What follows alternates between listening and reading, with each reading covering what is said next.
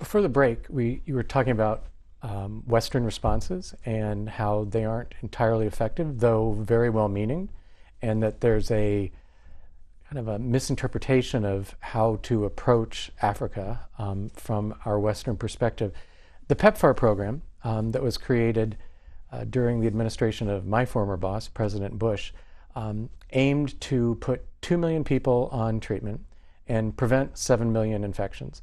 There's no arguing that 2 million people have been placed on treatment, but the math gets a little fuzzier, as you suggest, when we talk about preventing 7 million infections.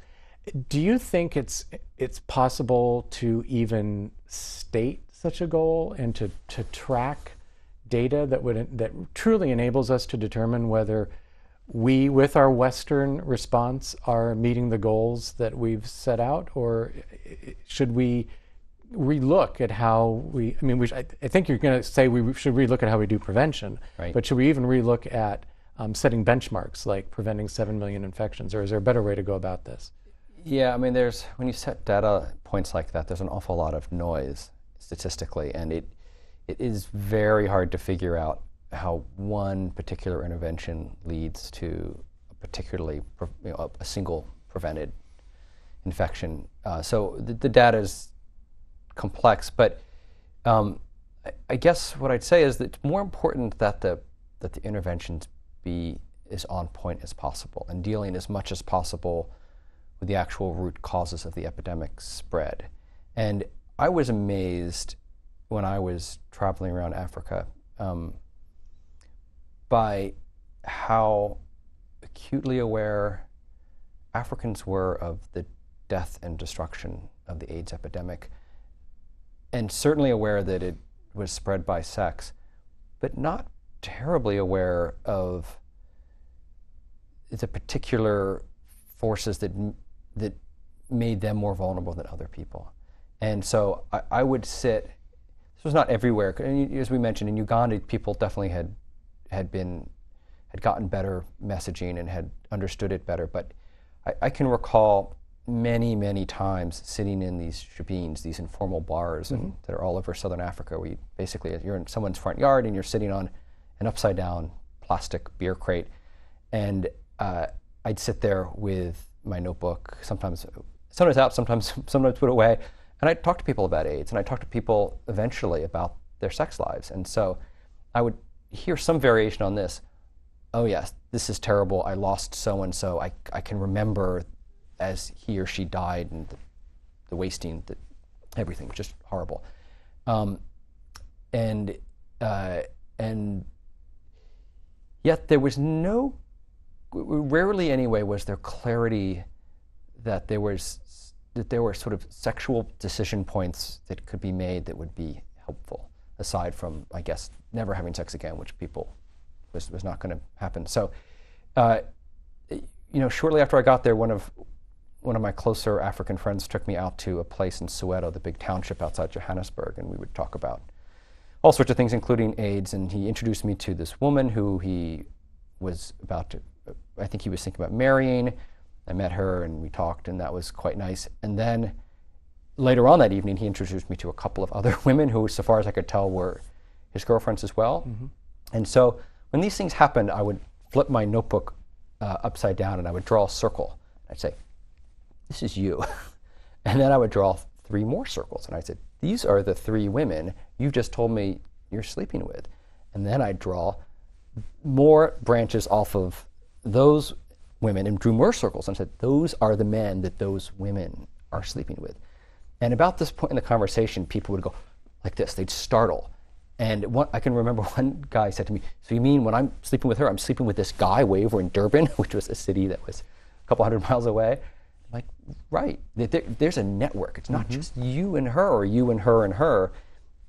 If you have more than one sexual partner, if your partner has more than one sexual partner, you're way more vulnerable to this. There's a way better chance that you're going to die, and there's a way better chance that you're going to give this virus to somebody else. Mm-hmm. And, that's really the beginning of a conversation, not the end of one. But how we could have, at that point, been pouring billions of dollars into AIDS prevention over 15 or 20 years, people didn't know that is astonishing Mm-hmm. and tragic, because the thing it seems to me we owed most to people living amid this horrible human catastrophe is the information they would need to protect themselves and the people they love. And we've not done a great job on that, I'm sorry to say. Mm-hmm. That provides me with a good segue. And I'd like you to discuss the difference between generalized and concentrated epidemics. But before you do that, I'd also like to ask why you think smart people didn't get that there's a difference between a generalized and a concentrated epidemic, and that what you need to do is different based on what kind of epidemic you have. And Right. so I think, I would hope that you would talk about, say, a Botswana versus a Thailand in your Right. response, but you can pick whatever countries you want. But before you talk about those, I pulled a number of quotes out from the book, and we're not going to have time for me to use hardly any, but the one that I am going to use is one that Daniel Halperin's, one of his supervisors at USAID, said to him, which is, "I don't want to hear another effing thing about ABC. We do condoms." So do you want to tell me who that was? I probably shouldn't. Okay, but clearly that's an attitude. I suspect that that's a smart person that said that, who should know that there's a difference between generalized and concentrated epidemics. So tell the folks watching what the difference is and why the responses need to be dramatically different depending upon the epidemic and the nature of it. First, I should note that some of this stuff is easier to understand in 2012 than it was in, say, 1992, right? I mean, Daniel and I have had the benefit of time. We both are sort of latecomers to this. He starts studying this in the mid-90s. I start studying it around 2003, 2004, and by then a lot of water's gone under the bridge. And during the sort of first couple of decades of the response to the epidemic, people are so terrified, they're trying so hard to help, and people have sort of made bets on things in a way, in their hearts, on things that they thought would work. And so you get this accretion of what some people call sort of faith-based devotion to certain responses to the epidemic. Mm-hmm. And so coming in late to this story has been a huge benefit for perhaps me in particular, just because you can sort of see where others might have gone off track. So to go back to the meat of your question, HIV in quite a few places spreads in concentrated ways. And the most famous example of this, as you mentioned, is Thailand. So by the early 90s, Thailand has, by Asian standards anyway, quite a bad AIDS epidemic. And the transmission is really happening in one of two ways: in brothels with sex workers and their clients, or with intravenous drug users. And the more important of these being the sex workers and the brothels, and the Thai government is very aggressive, probably the most aggressive in the world, at requiring that people having sex in brothels use condoms.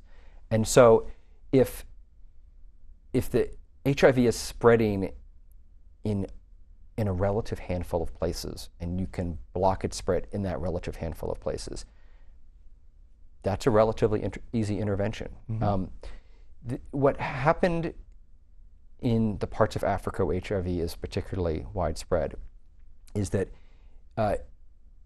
it wasn't so much prostitution, though that's clearly a factor. It's more people's everyday lives.